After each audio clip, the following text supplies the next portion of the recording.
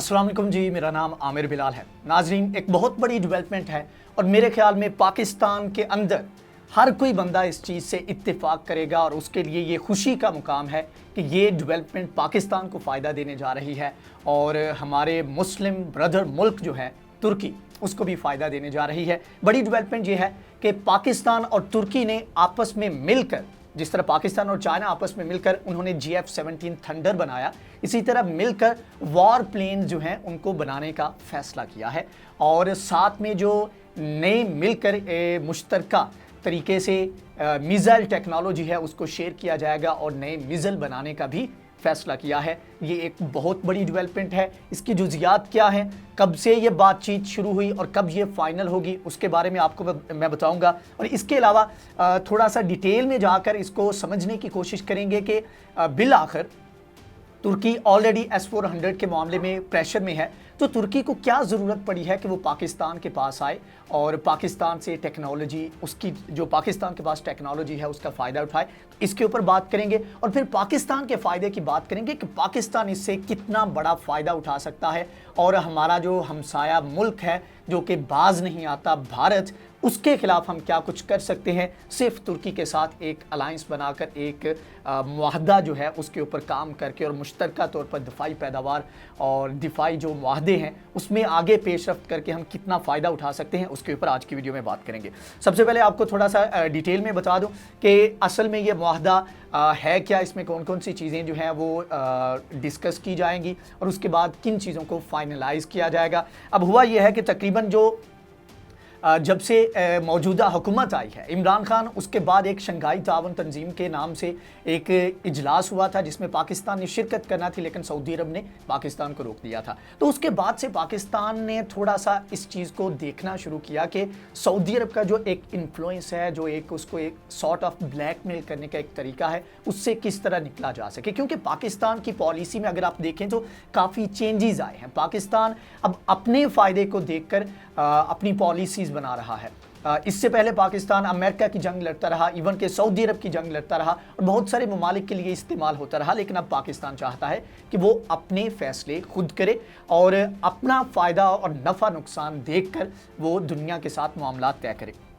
तो सऊदी अरब के साथ मामला चले तो सऊदी अरब ने पाकिस्तान को ब्लैकमेल करने की कोशिश की। पाकिस्तान ने समहाउ उधर से उस एक ब्लैकमेलिंग जो टैक्टिक था उससे निकला और उसके बाद से तुर्की के साथ पाकिस्तान के ताल्लुकात काफ़ी ज़्यादा, क्योंकि पाकिस्तान ने नए ऑप्शंस के ऊपर गौर शुरू किया तो तुर्की सबसे बड़ा और बेहतर ऑप्शन था जिसमें आपस में दिफाई जो ताउन था उसमें बहुत बड़ा पोटेंशियल था, बहुत बड़ा गैप था जिससे दोनों ममालिक फ़ायदा उठा सकते थे। तो पाकिस्तान ने इससे फ़ायदा उठाना शुरू किया और बातचीत शुरू हुई कि किन किन चीज़ों के ऊपर हम जो है वो आपस में कोऑपरेशन कर सकते हैं। अब लास्ट मीटिंग एक हुई है जो कि दोनों तरफ के हाई ऑफिशियल्स हैं, वो जनवरी के आखिर में हुई, मतलब कि ये तकरीबन एक महीना पहले जो है एक मीटिंग हुई जिसमें इन चीज़ों को डिस्कस किया गया कि मिलकर हम जंगी जहाज़ जो हैं वो बनाएं और इसके अलावा जो है वो साथ में मिसाइल टेक्नोलॉजी है उसको आपस में शेयर करें ताकि तुर्की भी इससे फ़ायदा उठा सके और जो तुर्की के पास चीज़ें हैं उनसे पाकिस्तान फ़ायदा उठा सके। अब जो रिपोर्ट्स हैं उनके मुताबिक जो वज़ीर दिफ़ा हैं तुर्की के, उनकी जानिब से पाकिस्तान के एयर चीफ मार्शल और पाकिस्तान के वज़ीर दिफ़ा से मुलाकात की गई है और टेलीफोनिक बातचीत भी हुई है और बहुत सारी चीज़ों के ऊपर जो है इत्तेफाक राय कर लिया गया है। अब मुकम्मल मुआहदा जो है वो एक्सपेक्टेड है, इसके बारे में किसी तरफ से भी हतमी तौर पर नहीं कहा गया, लेकिन एक्सपेक्टेड है कि तकरीबन कुछ माह के अंदर अंदर इस चीज़ के ऊपर चीज़ों को फाइनलाइज कर लिया जाएगा। अब जी ये तो होगी वो डेवलपमेंट जो कि एक रोड मैप दोनों ममालिक ने तय कर लिया। अब बात कर लेते हैं कि दोनों ममालिक का इसमें इंटरेस्ट क्या है, दोनों ममालिक का इसमें फ़ायदा क्या है। पहले बात करते हैं तुर्की की। अब तुर्की को फ़ायदा क्या है? तुर्की को फ़ायदा ये है कि जी चाइना की जो मिलिट्री टेक्नोलॉजी है उसके नज़दीक तुर्की आ जाएगा। वो किस तरह? क्योंकि चाइना और पाकिस्तान बहुत करीबी हैं और पिछले एक दहाई से अगर आप देखें तो पाकिस्तान का जो इन्हिसार अमेरिका पर था वो बड़ा शिफ्ट करके अब चाइना के ऊपर हो गया है। जितनी भी टेक्नोलॉजी या जितनी भी सबसे पहले नंबर पर दिफाई जो लेन देन है पाकिस्तान का वो इस वक्त चाइना के साथ है। इवन के पाकिस्तान ने GF-17 थंडर बनाया तो पाकिस्तान और चाइना की दोनों कंपनीज ने मिलकर इसको बनाया। तो ये टेक्नोलॉजी जो है ये तुर्की के पास नहीं है और तुर्की इस चीज़ से फ़ायदा उठाना चाहता है। एक तो इस तरह से कि पाकिस्तान के जो JF-17 है, पाकिस्तान के पास जो टेक्नोलॉजी है वॉर प्लेन्स के हवाले से, उससे फ़ायदा उठाए और लॉन्गर रन में पाकिस्तान के साथ मिलकर और इवन के पाकिस्तान की वजह से चाइना के साथ जो मिलिट्री कोऑपरेशन है उसका भी आगाज़ बड़े लेवल पर तुर्की और चाइना आपस में कर सकते हैं। इसके अलावा जी एक तो JF-17 हो गया, इसके अलावा शाहीन बैलिस्टिक मिसाइल, इसके बारे में कहा जाता है कि ये चाइना का जो मिसाइल टेक्नोलॉजी है उसके ऊपर या उसके डिज़ाइन को फॉलो करके बनाया गया है। और जो बैलिस्टिक मिसाइल हैं, जो इसकी जो टेक्नोलॉजी है इसमें बहुत ज़्यादा मदद चाहिए, बहुत ज़्यादा कह लें कि पाकिस्तान जो है वो तुर्की से आगे है, तो तुर्की को इस चीज़ में भी मदद चाहिए क्योंकि तुर्की का एक मिसाइल डिफेंस प्रोग्राम है जिसको साइपर long range defence missile programme कहा जाता है, तो उसमें वो पाकिस्तान की मदद चाहता है।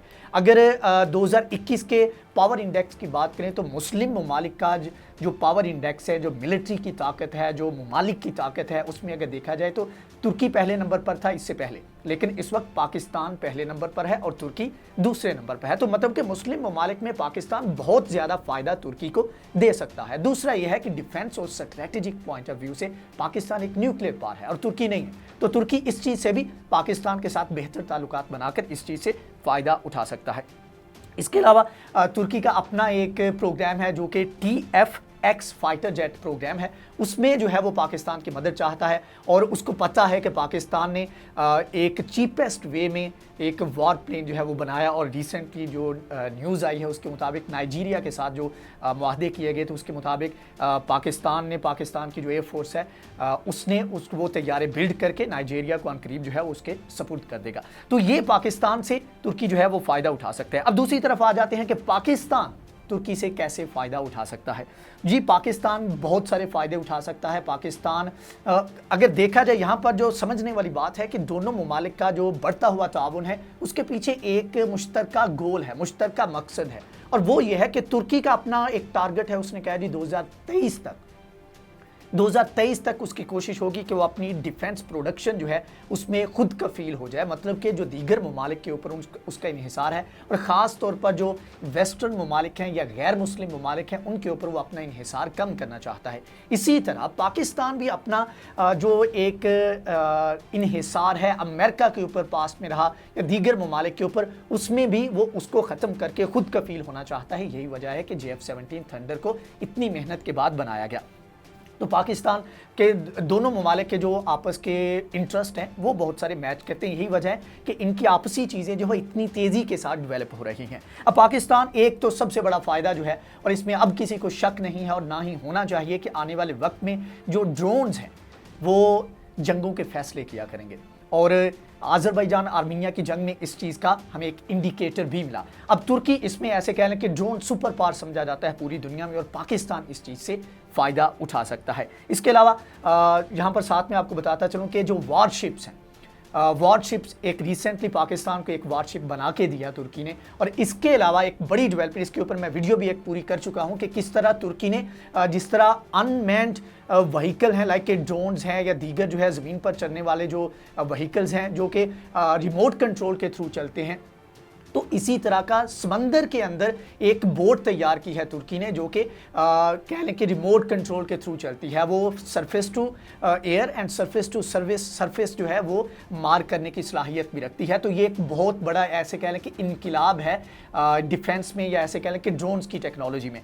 तो इस चीज़ से भी पाकिस्तान आने वाले वक्त में फ़ायदा उठा सकता है क्योंकि पाकिस्तान को भी समंदर में अपनी ताकत जो है उसको बढ़ाने के ऊपर फोकस करना पड़ रहा है ड्यू टू इंडिया, क्योंकि इंडिया ने भी इसके ऊपर काफ़ी ज़्यादा फोकस किया हुआ है। तो ये वो चीज़ें हैं जो कि पाकिस्तान और तुर्की मिलकर करने जा रहे हैं और पाकिस्तान की वजह से तुर्की और चाइना का आपस में जो कोऑपरेशन लेवल है वो भी मज़ीद बढ़ेगा, जिसका अल्टीमेटली पाकिस्तान को फ़ायदा होगा। इसके बारे में कोई भी डेवलपमेंट आएगी तो उसके बारे में हम आपको आगाह करेंगे। अगर आपको ये वीडियो पसंद आई है तो इसको लाइक करें, शेयर करें, हमारे चैनल को सब्सक्राइब करें। नेक्स्ट वीडियो में हाजिर होंगे, तब तक के लिए अल्लाह हाफ़िज़।